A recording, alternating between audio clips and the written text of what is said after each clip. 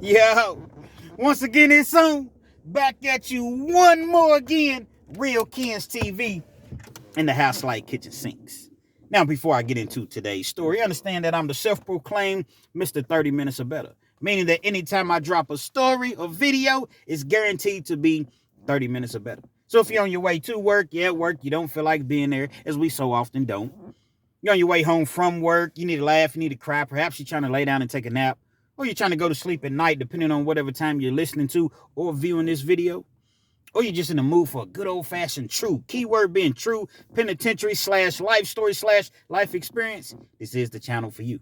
If you prefer your 8, 10, 15-minute videos, absolutely nothing wrong with that whatsoever. But at Real Kens TV, it's 30 minutes or better. So with all that being said and wrapped up into one big old nutshell, there is a message.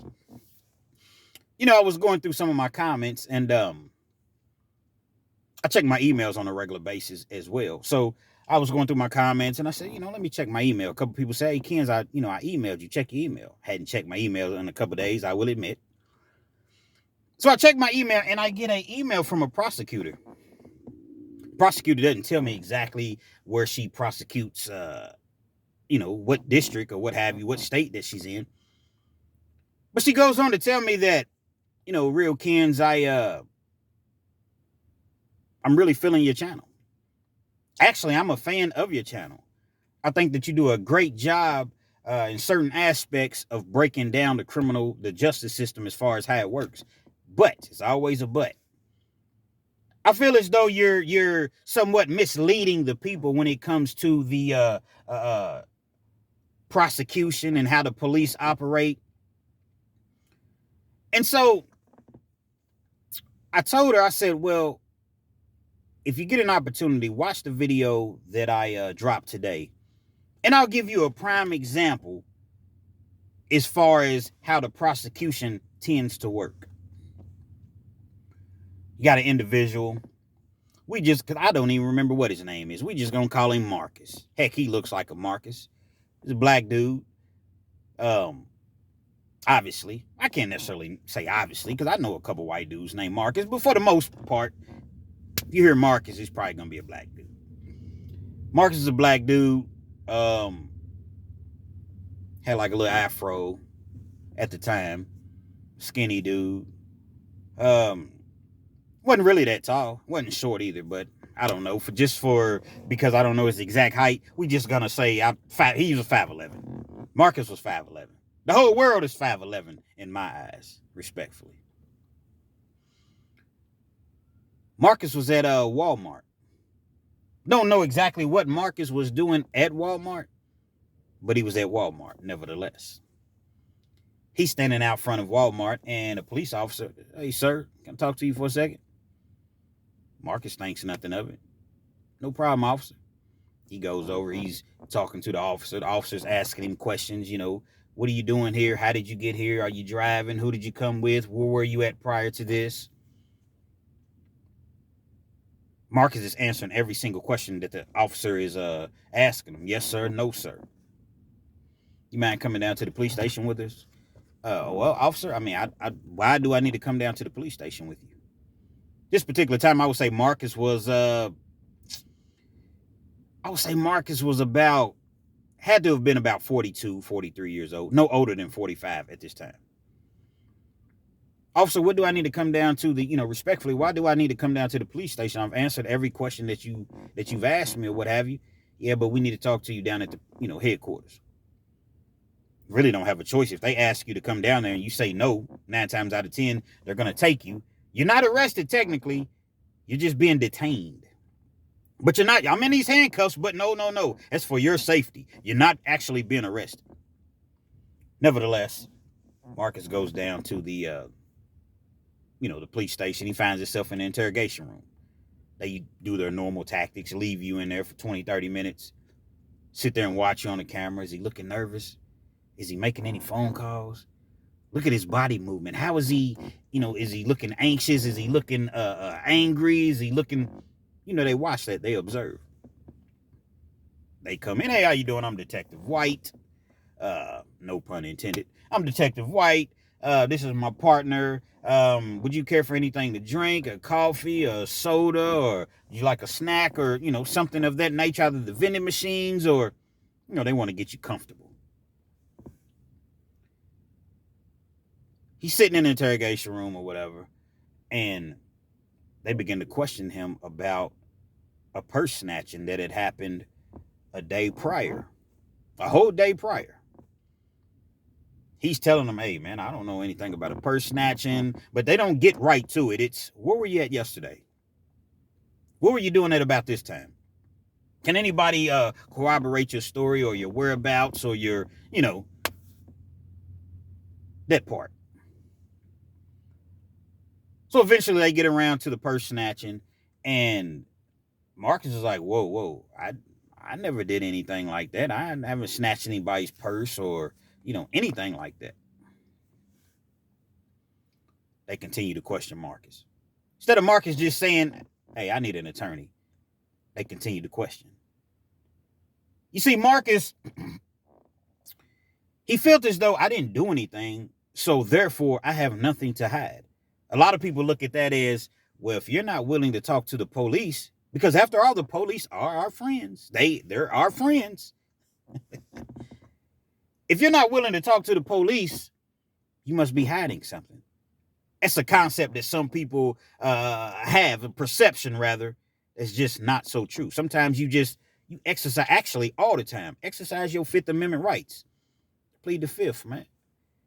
I don't got nothing to say without an attorney. I plead the Fifth. The Fifth, as Dave Chappelle said, I plead the Fifth. Anytime they ask you something, Fifth, 5, hit them with the 5. 5, hit them with the 5, man.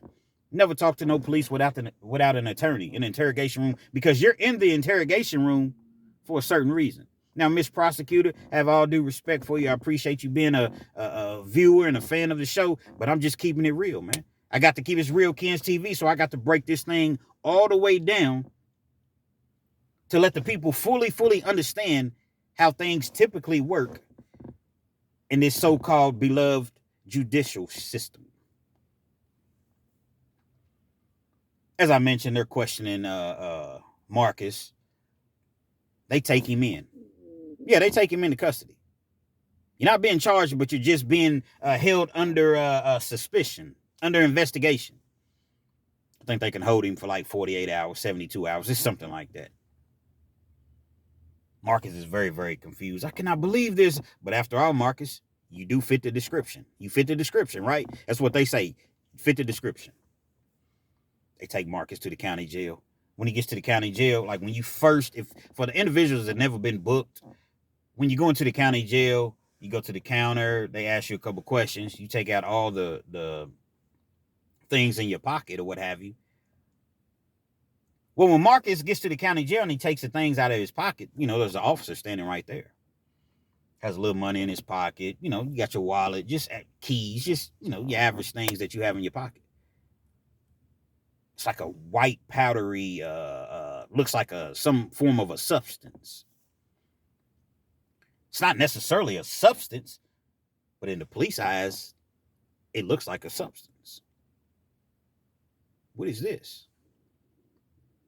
Oh, man, I just had some aspirin in my pocket, and I guess they must have got crushed up or whatever. So the police take it. They put it in a bag or whatever. They end up charging Marcus with possession of a controlled substance, along with dangerous contraband, because he entered the facility with this dangerous contraband.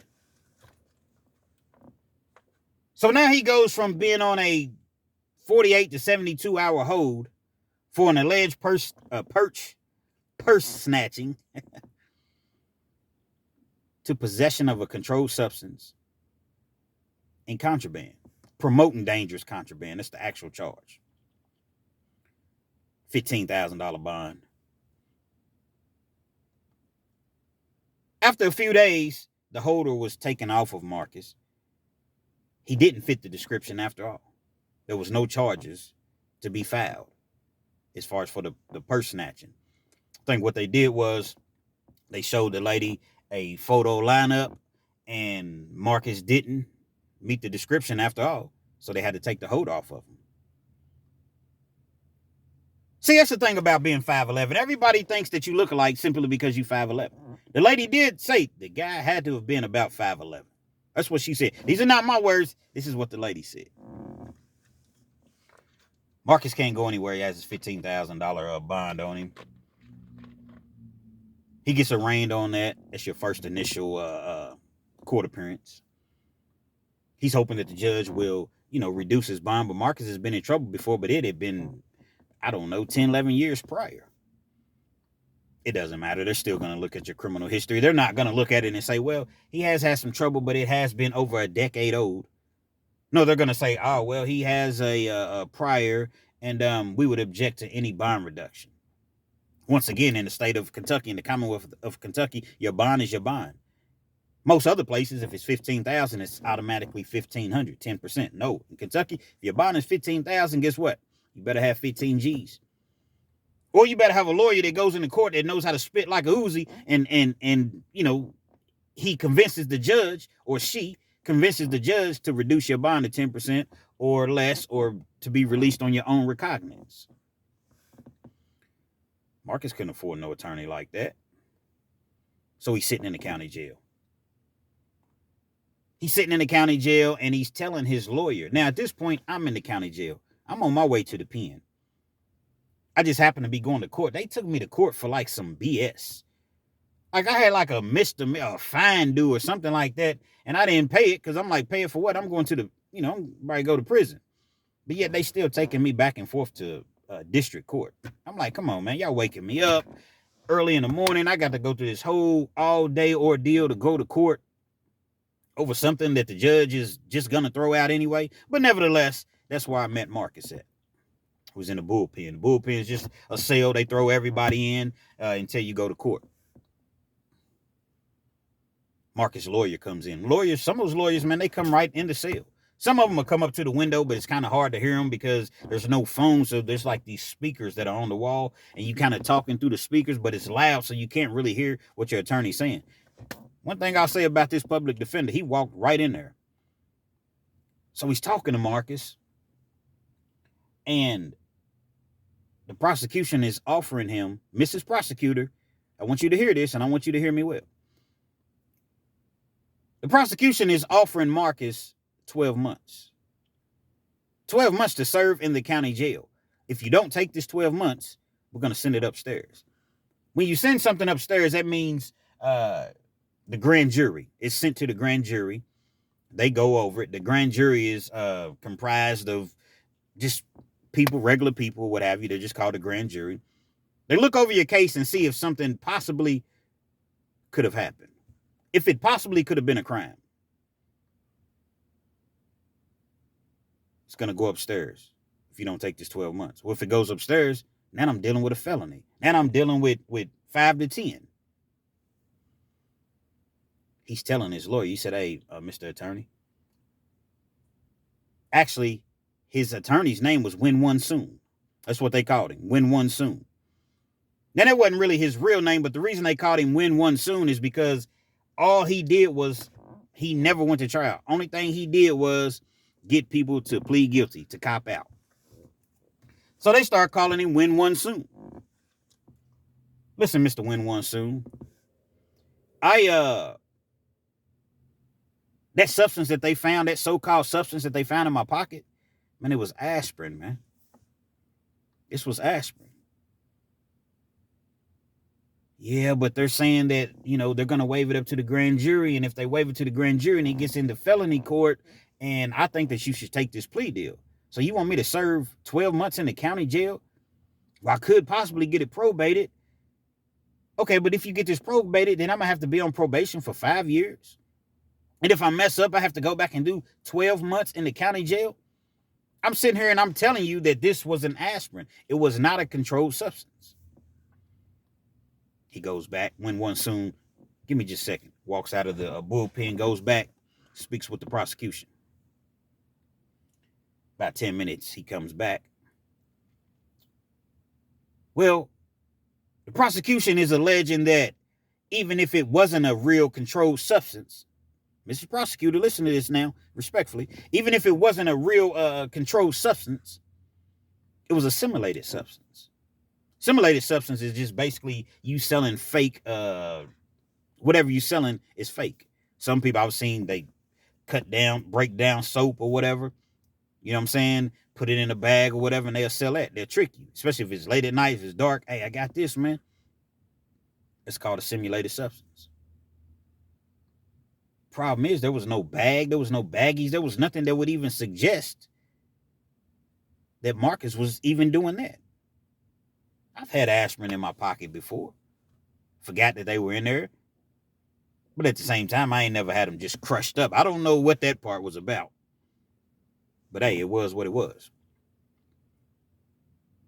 I tell you what, man, I got the prosecutor to come down to 9 months. 9 months, I did not have anything illegal when one soon. I'm not trying to take any. Okay.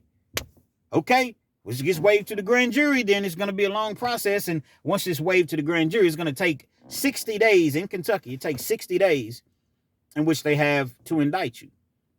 You already been in jail at this point for a couple weeks. If they don't indict you in 60 days, they have to let you go. If you're out on the street, they have however long to indict you.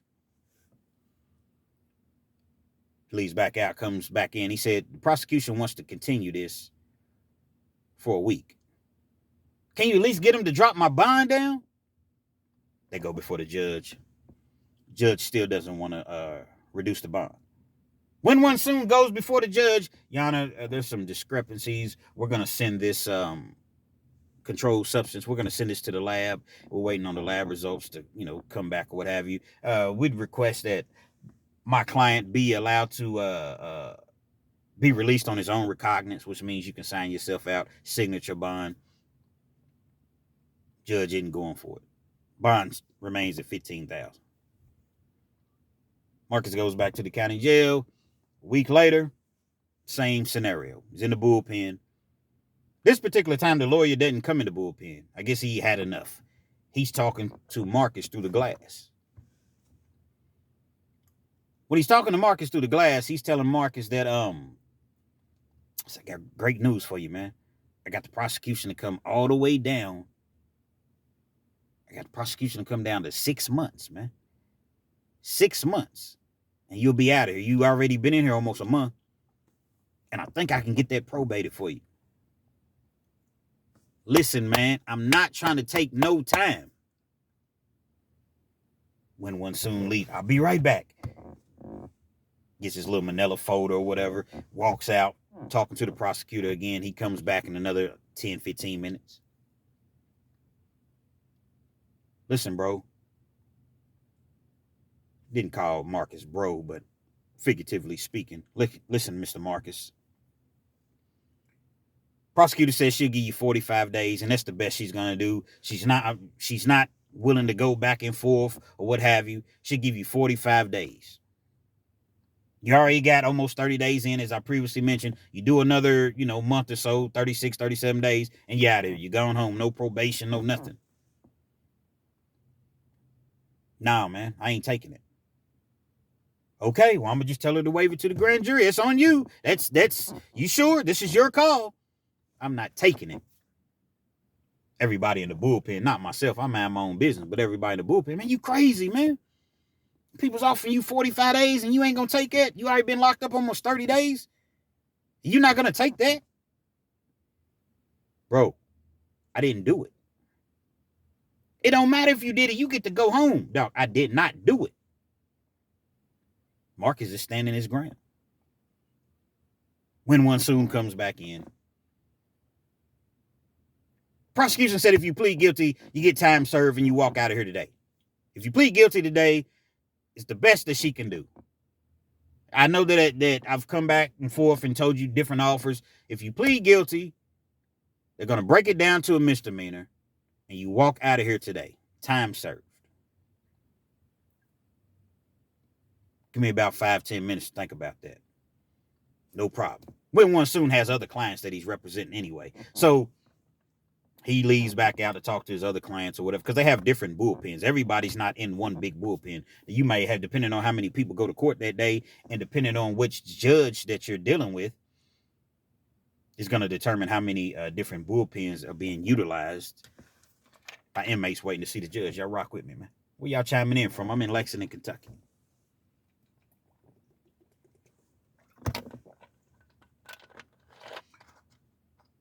Once Win One Soon leaves out, there's a couple of dudes that's in the cell. It's always somebody that knows something about the law that's been around. Hey, bro, if you don't want to take this, man, I'm telling you, man, they gonna bust your head, man. I understand you didn't do it. I get it. But you walking around with crushed up aspirin in your pocket. I don't know what that was about anyway, but you better take this, man. Because once it gets waved up and sent upstairs to the grand jury, oh, you facing 5 to 10, man. And people are saying you can walk out of this courtroom today.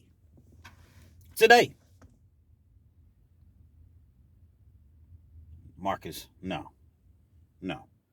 So what he does is when they go back before the judge, Win One Soon is telling the judge basically like, Your Honor, my client, he's essentially rejected all of the plea deals. We couldn't reach an agreement, so I guess it's going to be waved upstairs to the grand jury. And he's not saying that to the judge, but that's, pretty much what he's saying. He's just not saying it in that manner. The judge is looking at Marcus like he's crazy. Like, sir, are you sure about this? Are you positive? Oftentimes, your lawyer will tell you, don't say anything to the judge other than yes, sir, no, sir. Nah, Marcus, my future's in my hands. Well, Your Honor, I requested that this controlled substance that they found in my pocket, I wanted it sent to the lab. Do y'all have the lab results? He says that to the judge. Do y'all have the lab results? Because if it was sent to the lab, I've been in jail for over, almost 30 days. I just need the lab results. Win One Soon is, he's trying to, how those goofy lawyers, not all lawyers are goofy, but he's one of those goofy lawyers trying to. Nah, man, forget all that, man. I'm speaking for myself, man. You don't care nothing about me. You don't care anything about my life. You're going to go home and eat with your kids and your wife and, just go on about your married life. I'm sitting in this county jail and I'm an innocent man. I ain't do nothing. Judge was cool. The judge asked the prosecution, do you have those lab results? Typically, a judge is going to go with the prosecution. In this particular case,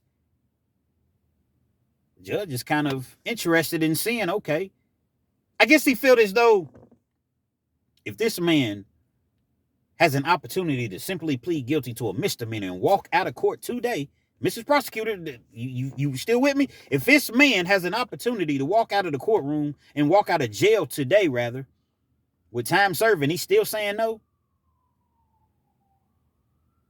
maybe it wasn't a controlled substance. Prosecution is going through their files or what have you. They send, Your Honor, I need a little time to find the, the records as far as it being sent out to the lab or whatever. They take Marcus back in the bullpen. We're going to bring him back before the judge once they find the records. Win One Soon. I'll be back there in a second. He comes to the back. He tells Marcus, man, I got the prosecution, man. You drive a hard bargain. I got the prosecution to dismiss these charges, man. You'll be going home today. You got the prosecution to dismiss the charges. Where's the lab reports? I want the results from the lab report. They never had any results from the lab. Prosecutor knew all along that this is nothing more than aspirin. Literally aspirin. The prosecution knew this the entire time, but was still trying to prosecute this man.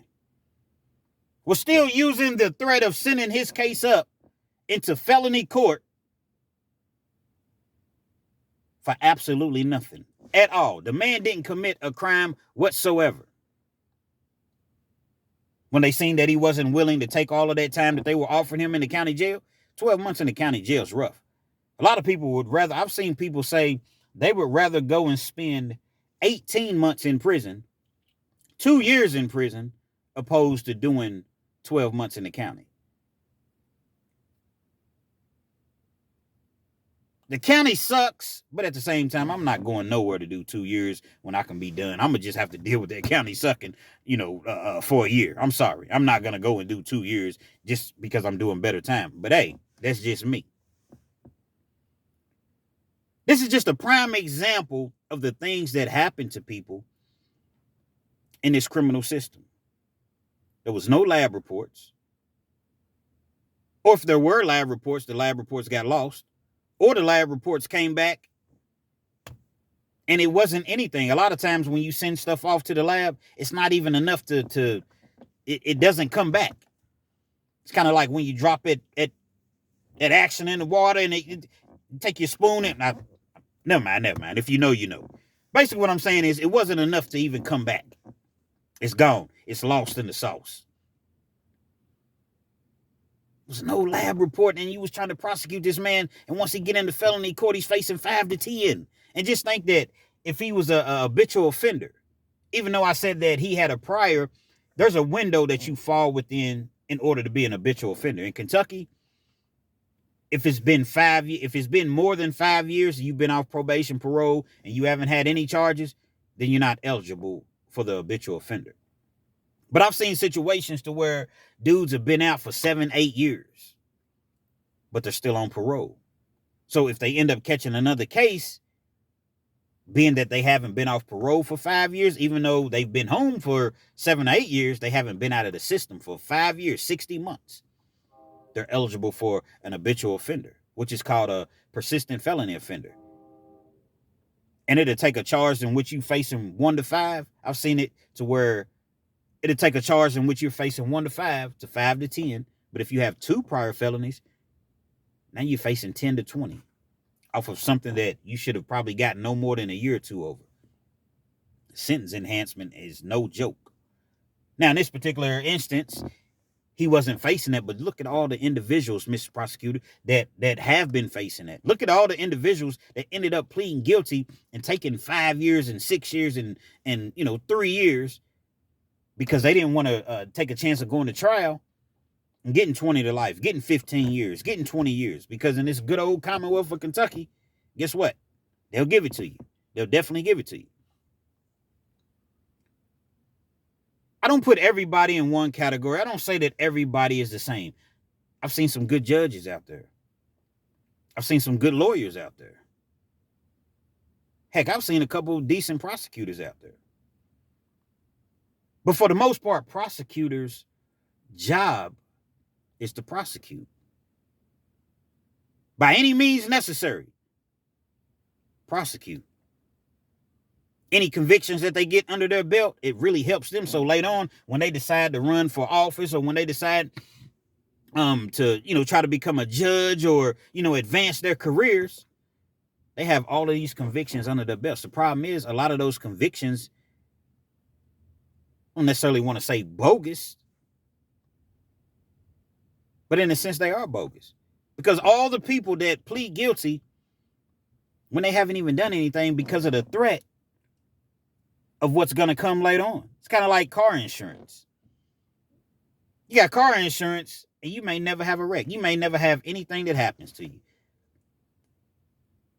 But I have to get it because what if something does happen? You see what I'm saying? The two kind of, I'm just relating the two is just an example that I'm using. I know I'm not guilty, but what if I do go to trial and the jury don't believe me? I can't get on the stands and talk for myself.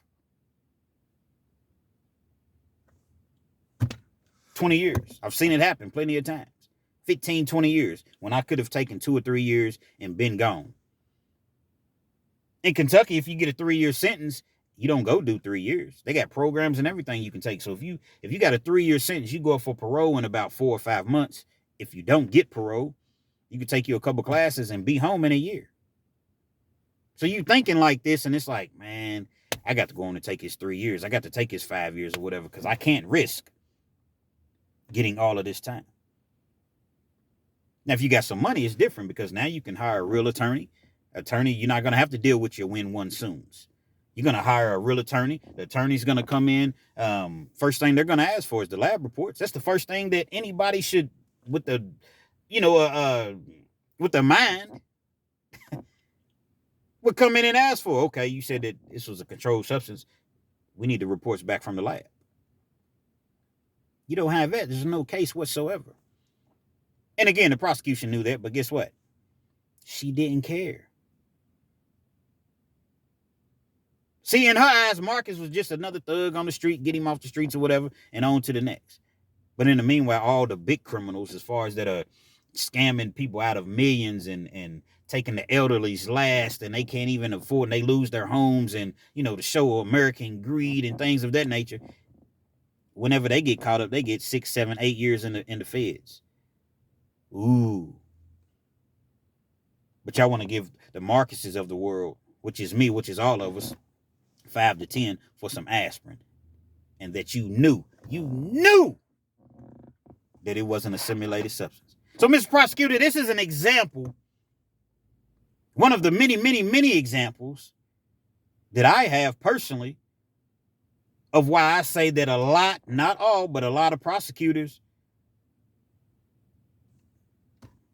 ain't worth a quarter. And you'll answer for your actions. It's not a threat or anything like that. We all have to answer for the things that we've done. Because there's a higher power somewhere. And all of these people that you continuously prosecute, and I'm going to give you another example as far as there have been situations to where dudes been locked up 25, 30 years, 40 years. You know that they innocent. Still don't want to let them out. And then when you do let them out, they have to sign some sort of agreement that they won't sue they won't sue or anything. You should want that man to get everything that he can possibly get for being wrongfully prosecuted, wrongfully convicted, and wrongfully held in prison for all of those years. The heartless, man, have absolutely no heart whatsoever. Now you're looking at the P. Diddy situation, and I'm going to just touch on this real briefly. Y'all don't want to give the man a bond. Y'all putting things out, releasing tapes, putting things out in the air. He's doing this in the jails. He's running the jail cells. He's trying to reach witnesses through other inmates, making phone calls and things of that nature. But you don't want to talk about all the things that you all are unlawfully doing. And it's not just to him. I just used him as an example. Rather he's guilty, he's not guilty, or what have you, he still deserves. The Constitution says, America says we deserve a right to a fair trial. A fair trial. You all can put stuff out in the media, but yet, what that's going to taint the jury.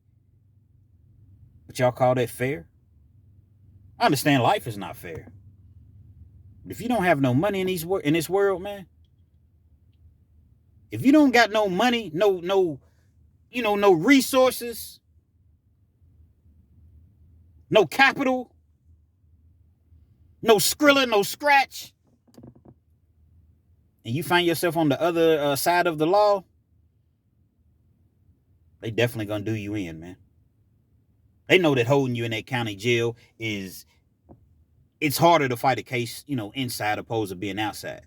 They know that, Your Honor, we're going to request this court date to be put off for 6 weeks, and you're going back to court every 6 weeks, every month, every 2 months. They know people get tired of that, and it's like, look, man, what's the best deal you can get me? I'm trying to get onto the penitentiary. Penitentiary is way better than doing time in the county.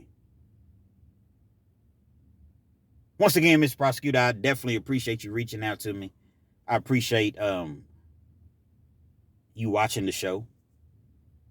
But I'm always call a spade a spade. Now, that's not necessarily in every case. Matter of fact, it's clearly not in every case. You got a lot of people in jail because they did something wrong and they're in jail. But this overly prosecuting people, see, they charged him with what did they charge him with again? I just had a brain fog. The dangerous contraband, possession of dangerous contraband, because they consider if you bring a drug, a narcotic into a facility, it's considered a dangerous contraband. So it's a charge in itself. All for nothing. Absolutely nothing. It's not an isolated event. It's just a situation in which I'm bringing out, but there's so many other stories that I have and that other individuals can tell you, and it just makes absolutely no sense, and it's sad. Real Kens TV. Hopefully you liked the video. Feel free to comment, definitely share, subscribe to the channel if you're not already subscribed, and be sure to hit that post notification. So anytime I bring you this action and this heat, guess what? You're amongst the first to receive. People saying, Kens, I'm not getting your notifications for some reason. I don't understand why. I have them set. Fret not. Just check the channel every single day, because I'm dropping videos every single day, and I'm bringing that heat and that fire and that action for that ass. Pause. Double pause. Real Kens TV.